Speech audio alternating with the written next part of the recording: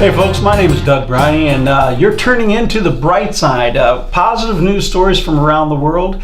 This is episode number 2, so I hope that you enjoyed last week's. Every Friday this will be on. We're going to kick right off here. This is kind of a cool feel-good story. A beloved bus driver and a die-hard Eagles fan was surprised with Super Bowl tickets. A longtime bus driver, Gary Kelmer, has spent the last 26 years making sure that not only do kids in his community get to school safely, they also learn the words to his favorite team's Philadelphia Eagles, their fight song. And because of his dedication, the grateful people of Mount Laurel, New Jersey, are sending the bus driver, affectionately known as Mr. Gary, on his longest route yet, 1,193 miles to Minneapolis, Minnesota for Super Bowl. Kelmer was at a loss for words on Monday when about 50 people surprised him at his last stop on his route with tickets for him and his wife to attend Sunday's big game between the Eagles and the defending Super Bowl champion New England Patriots. Oh boy, he said. And that's about all that he could croak out. He was tearful, and he didn't know what to say. He said it was a special dream come true. A lot of people posted online that over 20 years he was their favorite bus driver that they ever had. They can still remember the fight song and everything else. He's gonna be there Super Bowl Sunday. I think that's a pretty awesome story. Another kind of a fun story. What would you do? How close are you with your best friend? How close are you with your best friend? After 60 years of being best friends, these two men submitted their DNA to an Ancestry.com, and the results were a little surprising. A 60-year friendship, these two men found out that they were actually biological brothers. Over 60 years, they had been friends, grew up, worked together, did everything together, and didn't even know that they were biological brothers. Kind of a cool story. Another story coming from China. In the world's first, there were children that were given new ears grown from their own stem cells, and in a historical first. Chinese scientists have given successfully lab-grown ears to 5 different children. Not only that, but they were grown using the children's very own cells. The children were all between the ages of 6 and 10. They were born with microtia, a condition where the shape and the cartilage of the ears are underdeveloped and malformed, which causes hearing problems.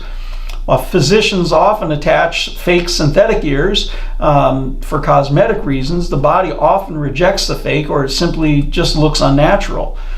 But they used a 3D printed replica of the child's ear using a CAT scan, a CT scan, and then by reversing the dimensions, they created a mold of the ear, which they filled with the cartilage cells that were taken from the deformed ear.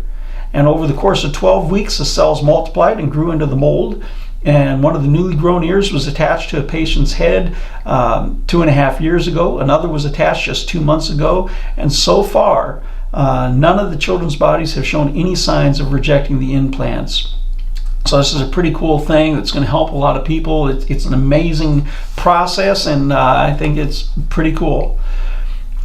Then we talked a little bit about the young man that got to ride in the fire truck from the Texas shooting last week, but this just came out. The miracle mom who survived a bullet to the brain in the Las Vegas shooting. She just got to return home.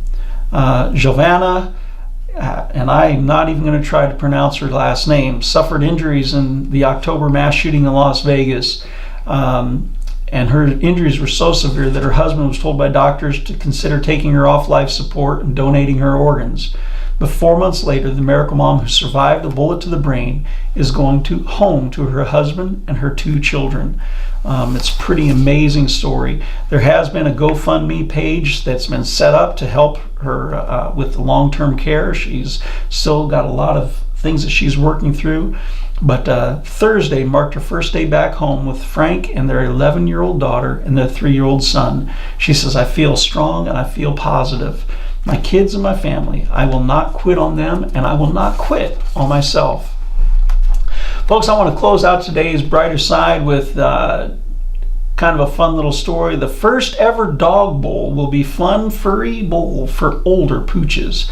You know, it's always nice to see the veterans out there on the football field. After years of experience, they've got it all down. The graceful moves, the athletic plays, the sudden napping. Yep, in Super Bowl for adult and senior dogs, napping happens. You know, each year since 2005, Animal Planet has aired the Puppy Bowl. And kind of an imitation of the Super Bowl. But this year, the network is launching something brand new. Puppy Bowl presents the Dog Bowl, which it's going to feature older adoptable dogs and encourages adoption of senior shelter animals. This is going to be a 1 hour special that's going to air on Saturday, February 3rd at 8 p.m. Eastern Time or 5 p.m. Pacific Standard Time. And it's hosted by the animal advocate and TV personality Jill Rappaport. She says these dogs have wonderful playful moments and they have their siesta moments. She's also the producer for the Dog Bowl. People's hearts are going to melt, she said. Dog Bowl divides 50 pooches from 10 states into 2 teams, Team Paws and Team Tails, with furry fumbles being called by the referee, Dan Shagner. The 4-legged players range in age from a frisky 2-year-old all the way to a 15-year-old seasoned veteran. The first ever Puppy Bowl presents the Dog Bowl. Again, that's going to air on Animal Planet Saturday, February 3rd, 8 p.m. Eastern Time or 5 p.m. Pacific Time. And now in its 14th year, the Puppy Bowl is going to air on Animal Planet on Super Bowl Sunday, February 4th at 3 p.m. Eastern Time or noon Pacific Time. Folks, that's the positive news from around the world that I've got for you today. I hope that this is just brightens your day, makes you feel a little bit better about the news, because there is some good things happening in our world. And if you've got a positive news story you'd like me to report on, please send that to me, Doug@DougBriney.com, and I'll get that on next week's Brighter Side Newscast. Thank you and have a great day.